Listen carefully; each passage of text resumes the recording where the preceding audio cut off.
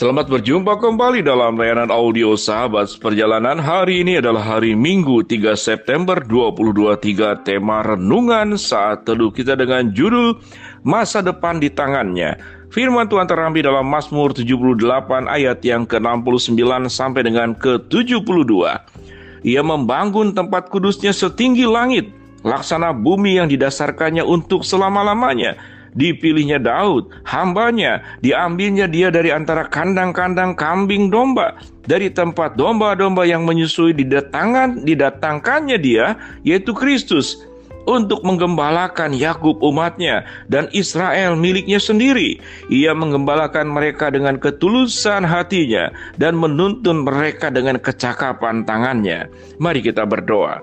Bapa yang di dalam surga, biarlah kami boleh mempercayai bahwa masa depan setiap kehidupan kami masing-masing ada di dalam tangan Tuhan, dan mempercayai kekuatan dan kuasa Tuhan akan membawa kami kepada masa depan yang indah sesuai dengan kehendak-Mu.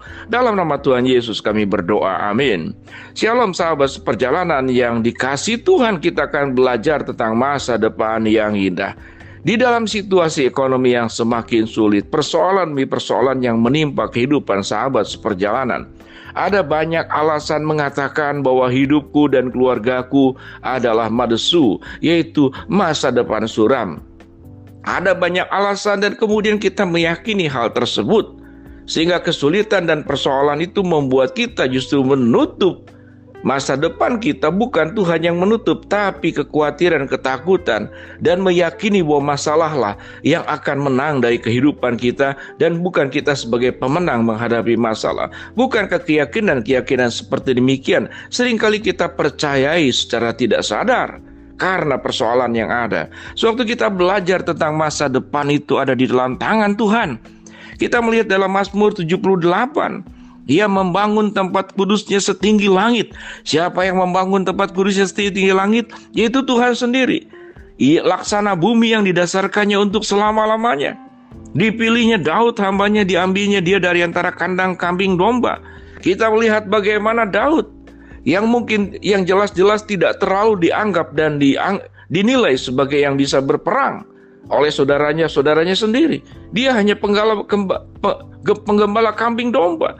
Bagaimana mungkin Daud bisa mengalahkan Goliat? Bagaimana mungkin Daud bisa dipilih Tuhan menjadi raja menggantikan Saul?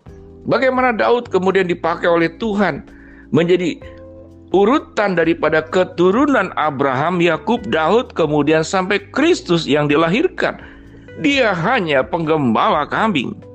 Dan Tuhan mengatakan dipilihnya Daud hambanya, diambilnya dia dari antara kandang-kandang kambing domba, dan dari tempat domba-domba yang menyusui didatangkannya. Siapanya di sini? Yaitu Kristus.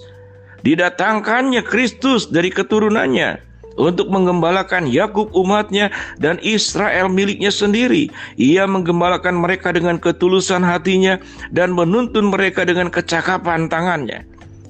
Sahabat seperjalanan yang dikasihi Tuhan, tidak ada istilah masa depan suram bagi setiap anak-anak Tuhan. Karena mengapa? Karena kita melihat di dalam bagian ini saja Tuhan mengizinkan melalui keturunan Daud, dari seluruh runutan keturunan dari Abraham, Yakub, Daud sampai kepada Kristus. Dari keturunan inilah Tuhan memberikan sebuah rencana yang paling luar biasa di dalam sebuah peristiwa kehidupan manusia, yaitu Kristus yang terlahir sebagai juru selamat, menjadi Tuhan dan juru selamat, menjadi raja di atas segala raja, untuk menyelesaikan persoalan manusia yang paling besar, yaitu masalah dosa yang membawa kepada kebinasaan. Dan dengan kehadiran Kristus melalui keturunan daripada Daud, permasalahan yang terbesar dalam hidup manusia, yaitu masalah dosa dan kebinasaan, terselesaikan di dalam Kristus. Dan Kristus terlahir dari keturunan Daud. Siapa Daud? Daud itu diambil oleh Tuhan, dikatakan dari kandang-kandang kambing domba. Apa yang dilakukan oleh Daud dalam kondisi ini? Ia menggembalakan mereka dengan ketulusan hatinya dan menuntun mereka dengan kecakapan tangannya. Di sini kita bertemu dengan dua hal sebagai anak-anak Tuhan yang perlu kita juga miliki, yaitu yang pertama, ketulusan hati, yang kedua, kecakapan tangannya. Di sini berbicara tentang hati, motivasi. Sewaktu kita menjaga hati dengan baik, dengan motivasi yang baik, kita berpikir untuk masa depan yang baik tatkala aku berhasil di masa depan nanti. Aku ini menjadi terang dan garam buat dunia. Aku ingin memuliakan Allah dengan ketulusan hati. Setiap perjuangan untuk mencapai masa depan perlu dengan sebuah kebersihan hati, ketulusan hati, tanpa dibawa oleh niat-niat daripada kehidupan berdosa. Bukankah kita melihat ada banyak orang-orang yang sukses setelah jadi dokter? Dia mencari keuntungan dan membeli pasien-pasien yang lebih kaya daripada mengurus mungkin pasien yang tidak sanggup untuk membayar. Tatkala kita menjadi orang kaya, kita lupa bahwa kekayaan itu adalah diberikan oleh Tuhan, diizinkan oleh Tuhan. Tidak hanya untuk berbisnis, tapi juga untuk memberkati mereka yang kekurangan, mereka yang miskin, mereka yang kelaparan, mereka yang tidak berpakaian.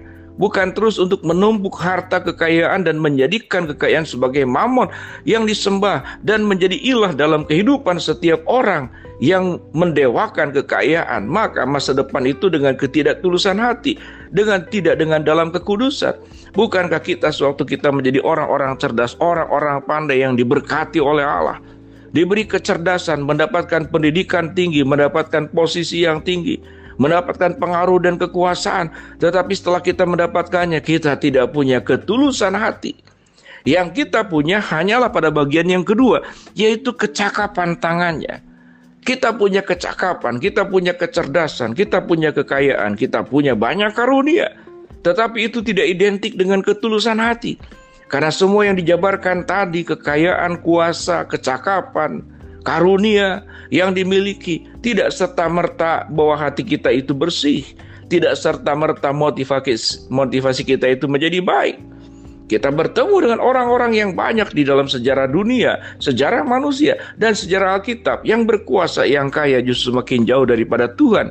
Biarlah hidup kita, yang pertama selain kita meminta kecakapan, segala sesuatu yang kita ingin raih, yang kita mintakan, kita perlu yang paling utama menjaga ketulusan hati. Maka kita bisa dipakai seperti Daud. Bagaimana dari keturunan Daudlah Tuhan memberikan sebuah rencana yang paling luar biasa, terlahirnya juru selamat daripada keturunan Daud.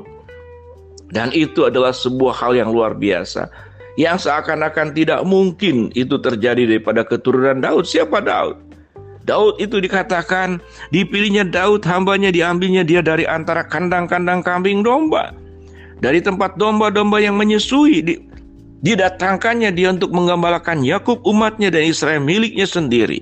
Sahabat seperjalanan yang dikasihi Tuhan, dengan memahami bagian kebenaran firman Tuhan yang kita pelajari pada saat ini, ingatlah, masa depan itu di tangan Tuhan. Jangan menghina dirimu. Kalau Tuhan sudah bekerja, Tuhan sudah berkarya, engkau punya ketulusan hati, engkau punya kekudusan hati, dan kita berjuang untuk mengerjakan bagian kita dengan sebaik-baiknya, agar tangan kita cakap, kehidupan kita punya banyak potensi dan karunia. Tetapi perpaduan keduanya lah yang membuat masa depan kita itu akan indah di dalam tangan Tuhan. Baik masa depan sahabat perjalanan pribadi, keluarga, dan siapapun yang berhubungan dengan engkau. Tidak hanya engkau yang diberkati, tapi orang kiri, kanan, depan, belakang dirimu sendiri akan diberkati oleh Allah. Karena hidupmu tidak hanya diberkati oleh Allah, tapi memberkati oleh Allah. Ingatlah, masa depan ada di dalam tangannya, dan tidak ada masa depan yang suram di dalam kuasanya. Mari kita berdoa. Bapa dalam surga, terima kasih, kami bersyukur dan mempercayai masa depan yang indah ada dalam tangan Tuhan.